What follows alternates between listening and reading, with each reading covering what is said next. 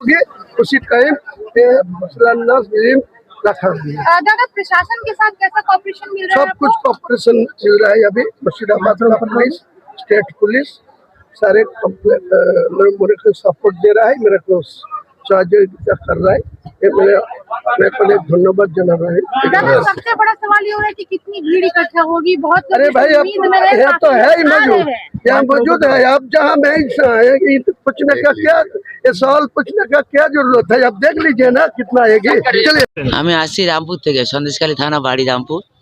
হুমায়ুন কবির একটা মসজিদ করছে, আল্লাহর ঘর বাবরি মসজিদ। আমরা খুব খুশি, আমার মার ভালোবাসা একটা ইট দিয়ে ওনাকে খুশি করার জন্য এই যে মসজিদটা করছে। আমরা এর আবেগে আমরা থাকতে পারিনি। সেই 249 কিলোমিটার রাস্তা আমরা আপ ডাউন করে চলে এসেছি যে আমাদের ভাই আল্লাহর ঘর মানে বিশাল একটা বড় কিছু জিনিস, আমরা জীবনও করতে পারিনি।